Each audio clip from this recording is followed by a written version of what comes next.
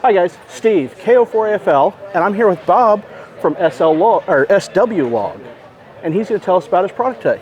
Bob, what do we got? Excellent. Hi, Steve.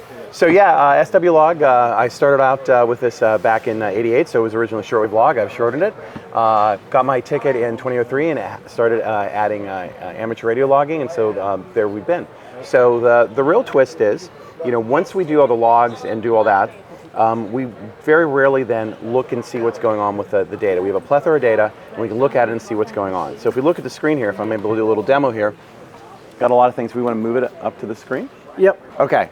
So what we're seeing here at the beginning here is we're seeing a quick dashboard of what we've been doing over the past 30 days. So what we have here is, now SWLog does two sides. There's a whole series of logging for, like, if you're tracking utilities, non-directional beacons, medium wave DX, and all that stuff. But we're going to focus on the amateur side. So here in the amateur log, so the past 30 days, I can see where I've been split up between some FM transmissions, some SSB transmissions, as well as the bands. And I can see the days and the number of logs I've done. And this is just a quick glance. I can see here my DXCC entities, as well as the real countries. So in the software, I have a goodly amount of maps. So what I have to do is I have to create that crosswalk between the ARL fake countries and the real countries, because there are no real maps in the world that think that Alaska and Hawaii are not part of the United States. So that's why you see those two informations there. Quick thing on the number of the calls that I've hit most frequently, the ones in the States. A quick look on my DX, so I can scroll and I can see where I've been doing DX. I got 4,000 miles out to Portugal there. And then the radios and locations. And the dashboard will go back a year. So if I scroll back for a year and let it refresh, so now I can see I have a lot more locations that I had because I went out and did POTAs. So I can then see that even though I did POTAs and stuff, I still did 76.1% of all my logs back at home. So now the question is, what we're doing with the logging. So coming into the system and doing the logging, essentially we can come in and I can go and enter a log. So like everything else is tied in directly to QRZ or HAM-QTH, HAM-365, all those for lookups. So if I look up Steve here, KO4, AFL, we're going to go out and we're going to find, that explains, for your little, if you put the wrong call sign in, that looks better. Right, so we've had a chat. It can default to 5.9s, but we had a terrible voice chat. You happen to be a PAR K1898, and if we had any notes, and I can continue adding. And what we see here is we see your QTH plotted. I have my distance. I can move this up here, and what we have in the system too is an integrated propagation engine. So I'm seeing here that we just passed 1300 GMT. So basically, if we go look at the tooltip here for 1300, it's basically telling us that I probably could work you here from Orlando between here, essentially 1 and 9 megahertz. So basically, we're saying 40 meters, 40. Right? And to be honest, Florida to where were you, South Carolina? South Carolina. Yeah, that's about right this time of day, right? Yeah. We got to get later in the day to essentially get 20 meters open for that short zone. Now, what we see here is this is going to be a current run of the session. So if I had 20, 30 logs, I'll see what's going on. And then this will be the history. So say, for example, I take someone I've logged a lot. I'll see that I logged this individual 22 times. I can see, and then I can specifically drill in and see that I did them 5 times on 15 meters. I've done them 30 times on 9 meters, or I'm sorry, 9 times on 30 meters. I've only logged them at my house. I've only logged them on one of my radios, and then we can jump over and get a quick look on what I've done for the DXCC entity. So for Cuba, this is how my logs have gone, basically 20 meters and 40 meters on that. For mode, mostly FT8. I live in an HOA, so there's a lot of FT8 going on. And then where I've logged him. So I have logged him in some various locations. Okay. So that's where we do data entry. But then, we have a lot of data coming in. So one of the things we want to see, for example, is analysis of data coming in from like POTA, DX trackers, DX clusters, as well as WSJTX. So if we're looking here, for example, on POTA, we can go to the monitoring, and I can set alerts. So like for POTA alerts, if I'm looking for specific parks or specific call signs to come in. But once we start looking at this will live integrate with the API that POTA has. If I clicked on it, it's running. So this is live. It's a little early in the morning, but POTA's starting to act up. So we're seeing some people coming in here. So, and then we're seeing the parks that I've worked. It's going against my logbook, what I've worked. So I've parks worked. So I've actually work those parks, so I know I don't have to get them again. Okay. Okay? And then I'm going to get a series of cards, and I can look at the cards for wherever I'm going. The last time they ping, but let's just choose, for example, distance from the current QTH and go down a little bit. We'll pick him here, guy in Germany. So it'll point directly to where he is. Again, we're going to calculate the propagation. Okay. All right. And then also, too, what we're going to see here is that he was on 14.307. I'll choose someone else here and integrate with the rig control. 21.202, 21.202. I noticed it jumped because Yeah. it wasn't on 20 meters. So. Right. We'll jump. We'll jump around. So bam, bam, bam. So what we have as well is if we're able to come in for WSJTX, we're able to view. So now with WSJTX running, actually JTDX because I like the dark mode, we have data coming in, but now we're receiving that data live and we're seeing alerts pop up here. So what I have is a series of alerts, and we can configure these alerts various different ways. We can look for specific call signs, a specific distance, specific DXCC entities we want to do, specific states, grid squares, Canadian provinces. We can also look if we're looking for CQ zones or ITE zones coming in. If we want to get alerts on POTA, SOTA, VOTA, or BOTA. And we also have the ability to squelch alerts. These alerts are coming up and I'm like, well, that's just a lot. I don't want to see that. So it just will hide, right here it's configured like it'll only show the alert for the same guy every 3 minutes. Or you could say every 20 minutes or also quieter for the day. But as these alerts are now coming in, you can squelch it for the POTA Support Your Parks weekend. Yes. While you're out in the park. Yes. It's just going to yes. overtake. Or frankly, I have a squelch for DX. Right, Okay. we get a lot of stuff, and so I know I'll often squelch the DXs because I know they don't want me calling them, right? So, but now as the data's coming in, we're seeing the data coming in, and now we're live looking directly against the logbook. Wow. So let me just quickly pause this here so it doesn't move what we're doing. So the ones highlighted in orange are the ones that I haven't worked. Okay, the ones that aren't, and then even for the ones I have worked, I can see here, for example, I have worked this one because he's yellow, he's not green. I've worked him, but I haven't confirmed him. Here I've confirmed. And it's confirmed through one of the engines. It could be QRZ, EQSL, Logbook of the World, Nice. any of those. So I can quickly see, like, for example, here, I, for example, worked this guy in that mode but not confirmed it. And sometimes you'll be able to see then, quickly if I worked him before, but he's on a different band. In this case, the bands are lit. So I have worked him on those bands. So now as these are coming in, and I'll wait for another pass to come in. So now say I want to pull this guy here in Canada. I can click on the transmit button, and it'll pop up, and we'll get the, try this again here. Oh, it got smart on me because it turned it off because someone else was talking to him. Nice. So what it will do is it'll automatically then start calling for us, for that user. And then, so we have that view, but then the other view is, this is a view of directly what's going on with you and the QSO that's going on. So I was talking to VEQ 9ZX. Let me pull up, let me just go to JTX and pull another one up. Let's see this guy in Denmark. So now we're trying to talk to him, and at the end of the next pass, the software will send in the network packets, and then bam, we've now pulled him up from QRZ, pulled up his profile. And again, like before, if I had worked them before, we would see the information on that, and then we get the real-time propagation if we're going to go in. So again, like, for example, the comparison is like with Grid Tracker, and this will integrate totally with Grid Tracker, so you can continue to run. The whole thing is, SWLog is not to try to take over everything, it integrates with the other software. Okay, so Grid Tracker has a focus on what's going on with the whole network in large, and that's great. This is focused on what you're doing right now. So you're doing right now, and then down here, we're seeing who's calling CQ, and I can see here that I worked him 1 year ago.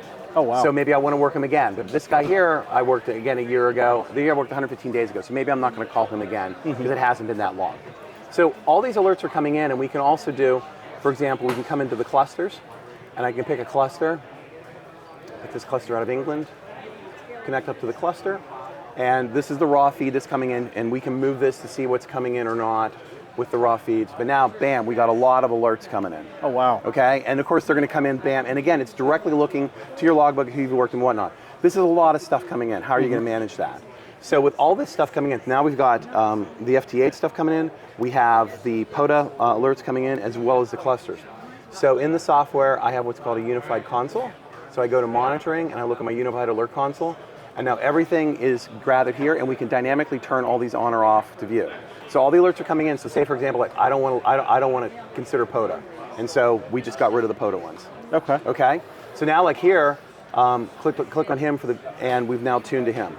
Oh, wow. Okay, so if we're getting a feed in from POTA or we're getting a feed in from the DX cluster, we will tune the radio.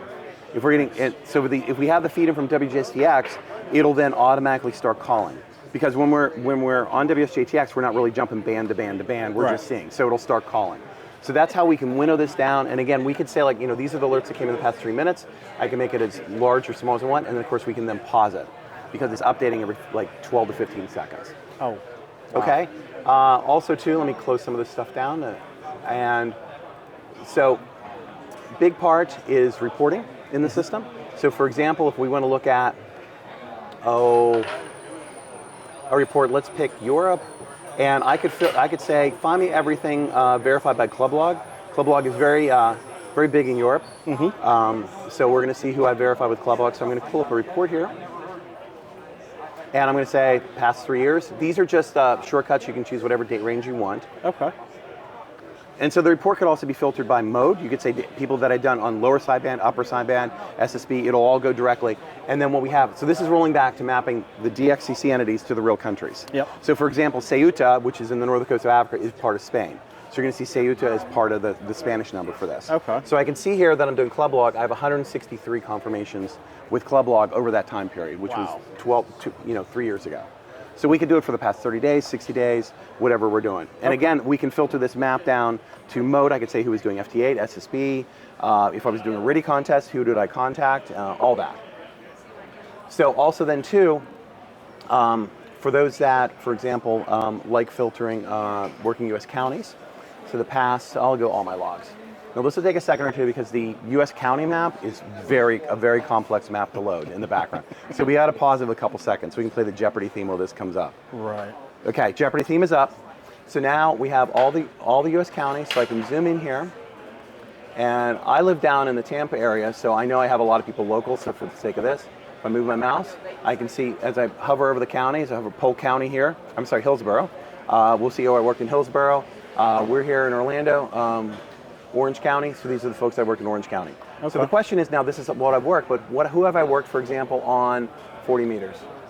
Now, I've just winnowed it down, and these are the people I've worked on 40 meters.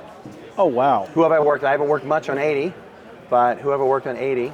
This is who I've worked on 80. And then also, if I go back, I can also, because what I track is the radio, and I track the QTH in every log as well. So I can say, okay, these are all my QTHs that I've worked. So for example, I went out on a business trip to San Diego earlier in the year, so now I'm just going to winnow this down to those that I worked when I was in San Diego doing a POTA. Okay. Okay, so I can filter by my QTH, or I can filter by my receiver as well. All the different receivers that I worked. Okay. So we get all that view and we get that in. And what about using multiple computers, multiple devices? Yeah, so so this works, the back end is SQL Server, so it's a network database, all right? So we can think of it as kind of like a 1990s client server application, right? Can all install on one computer, but I have multiple people that like installing it like in their home lab. If they dedicate a machine that's up 24, then they put the database there, and then they can hit it with multiple machines, okay? One thing as well is that there's I don't have it up and running right now, but there's a web interface, a quick web interface that you can do to log things on the web. Okay. Okay. You again would home lab that, you set up yourself, and then lastly, there's a mobile device. Okay. Okay. So if I start up the mobile device here, this is designed essentially for doing a POTA SOTA, and it can be totally disconnected. You don't have to have network connectivity. Everything will stay on the device until you get back and synchronize. Okay. I also use it personally on business trips where I go out and I don't have to take anything, and I can just log everything and then sync it back. So for example, we're going to add a QSO. So I'm going to pick the current time. We'll pick that frequency. And again, we're going to go K04 AFL. Now this button here is going to be a QRZ lookup, but oftentimes I don't have network connectivity. So I'm purposely not going to look you up. And again, since it's easy for me to type 2s on the top of the keyboard, we had a really terrible confirmation. So now the QTH, this will read from the GPS where you are, and it'll auto-generate the QTH for you to save the latitude, longitude. Nice. Okay. Now you can synchronize this with the back end. So if you want to, for example, pretty print this, like Moody Branch is one of the parks that I go to. So it can come back, and in the desktop app, I can make the name the way I want it to see. Okay. And then like as well, I can choose my radio. Nice. Okay. And if I had any notes, I can put notes in here. So whatever my notes would be. And this would be filled out if I did the QRZ lookup. But again, that is essentially for your convenience. If you want to do it and you have internet, you can say, hey Steve, nice to talk to you, right? So it'll plot you too if you have the QRZ lat long. Since we don't, you're in the middle of the country. That's the default. Okay. All right. So now I've added you. So now I'm just going to quickly go and look at browse the logs. And I had some logs from yesterday in, but I can see that we have you down there at the bottom of the log. So now we're going to go in, and one thing I can do as well before I do it is I can plot the logs. Okay. So these are the logs that are there. Again, it thinks you're in the middle of the country because we didn't get your QTH. And if we needed to, I go to POTA, I'm like, oh man, I can't remember my grid to put in for that. We'll get the automatic grid information from the GPS. But now we're back home, and we want to synchronize. So we're going to go to the Synchronize tab. And so what we're going to say now is we're going to upload our logs. And it's going to say we connect it back. So it's looking, and if we have 2 logs, we're going to see a duplicate come in because it was there. Here's the new one for you. If I go back to the database, look at the logs. Here's that new one we set on the 21 megahertz. And we can see here when it came in, it did the lookup on, and it'll do QRZ, QQ. It'll do all these different lookups. Let me just quickly pop in the settings. And it'll do in the order you want. Here I'm saying go to QRZ first. Okay. So if you're not subscribed to the QRZ XML service and want to use the other ones, you could say look in Club Log or whatnot. And we'll also downloadable the American and the Canadian databases. So combine that with a downloadable zip code database. So if you have nothing, you don't do any services, you can still plot and get everyone in the US and Canada because it'll look at their postal code for Canada or their zip code here and then get the center point of the latitude longitude. Wow. Okay. So it'll get you, so if you have no data or anything, you could be even completely, if you take your notebook with you completely offline and you're doing an American or Canadian station, you'll still know where they are. Wow, that's great. Okay, so that's the basic overview. There's a lot more reporting, a lot more other features in it. One last thing, I don't think I showed a heat map. I like my heat maps. So I was saying in Canada, that's why I came to my thing.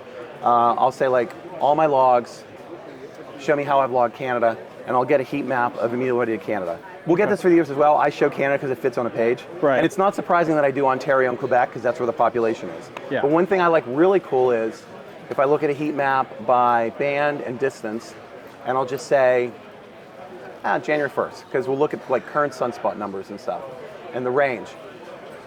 We're going to see, as we know, as we get into the higher bands, we might get better distance, right? 10 meters and 12 meters are doing really well, and I can see that I have more reach on that than I do down at 80 meters and whatnot. However, what's interesting is, I find it interesting when we actually look at the data, and I know it'd be hard to see on the screen, but if I look at my actual logs in the data, I can see that I have 40 or 20 meters. I'm pretty much close in 20 meters, but if I look at the distance, I have some 20 meter contacts out over 11,000 miles, right? And for me in Florida, like if the propagation demigods are good, I can get in with FTA to New Zealand and Australia. But it's interesting because it's like what we always know, but the data's proving it out that if you're going to work one band, 20 meters is the band to work. Absolutely. Yeah, depends on what it is, but 20 meters can just get you anywhere. Great. So that's it. Well, Bob, thank you for your time. Thank you very much. Guys, remember to like, comment, and subscribe, and look for a deep dive on this software. I'm going to see what I can find out and what I can break in it. Yeah, absolutely. Have a good one. It's SWLog.us. SWLog.us. Or just search for SWLog on Google and it'll find it. Yep.